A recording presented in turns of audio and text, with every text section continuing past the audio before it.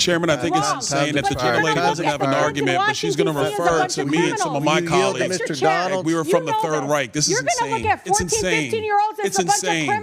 It's insane. Do I look like a member of the Third Reich to you, Ms. Tlaib? I will say that Bernie Sanders You guys are crazy! You're an animal! Get a job!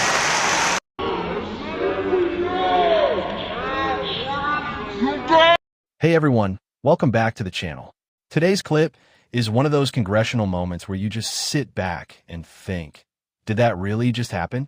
Because we just witnessed a heated exchange between Congresswoman Rashida Tlaib and Representative Byron, and things got tense fast. What started as a discussion about Washington, D.C.'s governance and policing spiraled a full-blown meltdown on the House floor. Thank you. Chair recognizes Ms. Tlaib from Michigan. Thank you so much, Mr. Chairman.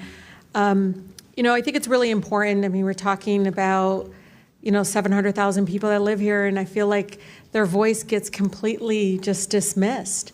And so, if I may, Mr. Chair, ask unanimous consent to enter the record. The Washington Post poll of D.C. residents found 8 out of 8 in 10 opposed Trump's taking over of their local police and sending in federal troops. Without objections ordered.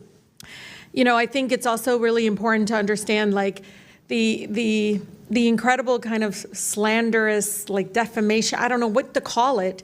They're just burying Washington, D.C. You just heard them speak about our nation's capital in that way, in a way that I feel very much like that's not what I see. I see people walking around with their families, people enjoying time to see these beautiful, incredible, beautiful monuments and everything. And there's a pride here, too. And so I just want to bring the D.C. residents into this committee because I feel like they are being made invisible. And this really ugly picture that is not reflective. And I'm from Detroit. I've seen it happen to my city. And it's despicable in a way that I feel like really goes up against our values. One of the things that I know in every abuse of power that, we let President Trump and the administration get away with in D.C., it will be replicated. It will be expanded across the country, and it is going to tear apart our communities. Mr. Jackson, I talked to you about a little bit about this, but I think it's important to understand that we do have a mental health crisis, that we have a housing crisis, affordability crisis. Can you police any of those away? No. You can't police away homelessness. And the way they talk about our homeless neighbors is so, no wonder there's violence increasing towards homeless neighbors. I see it already, the brutality of it. When we see housing costs go up, when we see, again, the lack or dismissiveness of the mental health crisis that we continue to grow. And it's not just this administration, and the previous administrations as well. No one has moved with the urgency that is needed. Just last week, the committee approved over a dozen bills regarding Washington, D.C. And, I'm just curious. Criminalized children. My colleague from Boston talked about this. It basically interfered with legislation already passed by the local government. Was anyone on this panel consulted? Any of you? Raise your hand if you were consulted on any of these bills. Yeah. We were not. One of the things that, AG, I've been listening to you. One of the bills actually eliminates your position completely. What effect would that have? Completely eliminating your position in regards to be able to do the job that you do to protecting all the families in Washington, D.C.? We'll start with the fact that more than 70% of the residents of the District of Columbia overwhelmingly voted for having an independent elected attorney general. That's right. And that's a recognition of the fact that when an attorney general is directly accountable to the people, directly responsive to the people, we are much better at doing our job in terms of addressing housing affordability and conditions and slumlords, seniors and consumers who are being scammed, addressing the issues that are most important to D.C. residents, because I am accountable to them. I read wage theft is an issue, workplace discrimination. There's a number of issues that need to be addressed, and they're not going to address that. They want to paint you all as this ugly, dark, all just out in the street. The way it's just unbelievable because they all live here. I don't see it. I don't see what they see. I don't understand why we're allowing that to happen, because I actually think it's going to hurt our communities. People are going to look at Washington, D.C. folks in a way that I think is going to be very painful, but also, you know, I don't know, Mr. Jackson, I heard the stories. People didn't leave their homes. They weren't leaving their homes. Businesses didn't see people coming into, I mean, that's what we want in our nation's capital. Stay in your house, don't move, don't go anywhere, stay fearful. It's unbelievable that my colleagues continue again to eject this narrative and this rhetoric in regards to it. But I think it's important, Mr. Chair, just like in D.C., home rule was one out of Black freedom struggle in the fight for civil rights. We can't be passive right now.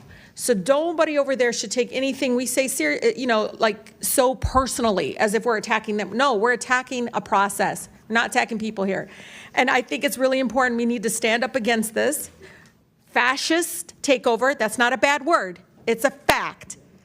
And here in D.C. and across the country, it is so incredibly important, Mr. Chair, that this committee does not allow rhetoric that defames and or paints Washington, D.C. in a way that you all haven't really truly seen. You're just reading it. No, you're just reading it or something off of some. Will the gentlelady yield to a question? Donalds, who's usually calm but doesn't shy away from calling things out, pushed back hard.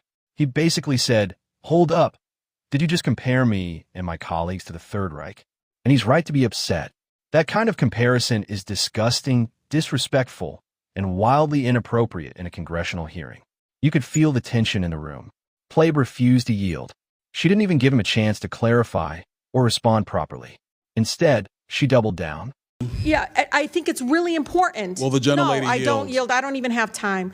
I can tell you. Your time's expired. It is expired. But Tlaib, Mr. Chair, I'm but you all live like here, Mr. and Tlaib. you're not telling people the beautiful parts that you do see in our Mr. nation's Tlaib. capital. And no, it's just wrong how we're doing it. Chairman, I think it's Wrong. insane that the But you're gentlelady gonna doesn't look have at an the argument, but she's going to Washington, refer D.C. to as a me bunch and some of of my criminals. colleagues. Mr. Mr. Chair, Donald, We were from the you know Third this. Reich. This is You're insane. gonna look at It's 14, insane. 15-year-olds as It's a bunch of insane. criminals? It's insane. Oh. Do you're I look not like a insane, member of the Third Donald. Reich to you, Ms. Please, Tlaib? please, Is that what I look like please. to you? You're the one taking your voting Is that what card, you think? giving it Is that to what you somebody, think? committing Is that a what you crime. think? No, that's unethical. I think it's radical and I think it's No, insane. you And I'll should be respect held everything that you say. accountable. Before you But to open your say mouth, something like you that should be to held myself and a lot of my accountable. colleagues is way out of line. I'm not the It's one way out of giving line. my voting It's card way out of to line. someone Regular to order, go Mr. vote. Way out of You line. go to an event. Regular order. That's okay. But it's okay, No, right? That is not how it It's goes. okay, right? You hold yourself accountable before you talk about Hold Washington, myself D.C. accountable. Mr. Tlaib. Washington, D.C. Hold your out own of your self mouth. accountable. How Keep about it out of that? your mouth. Hold your own I'm self trying, accountable. Mr. How about Finlay. that? Free D.C.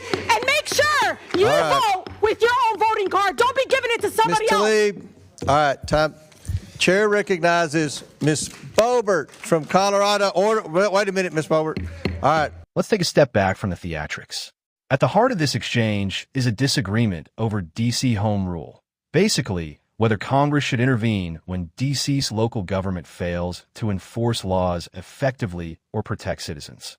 Tlaib frames it as an issue of democracy and autonomy. Let D.C. govern itself. Donalds and Republicans, on the other hand, are saying, hey, this is the nation's capital. It belongs to all Americans. And if it's being mismanaged, if crime is rampant, if public safety is collapsing, then Congress has not just the right, but the responsibility to step in. And let's be honest, Republicans have a point here. D.C. isn't just any city. It's supposed to represent the best of America. Yet under years of progressive leadership, it's become a case study in how leftist policies on crime and homelessness can destroy public safety and public trust. So when Tlaib accuses her colleagues of some fascist takeover, what she's really doing is distracting from her side's failures. This whole exchange perfectly captures what's broken about modern politics. The left doesn't debate anymore, it moralizes. It doesn't refute, it labels. If you disagree, you're not mistaken.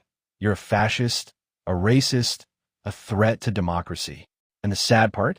That kind of rhetoric shuts down every real conversation we could be having about fixing cities like D.C. Anyway, I want to hear from you guys. Drop your thoughts in the comments below.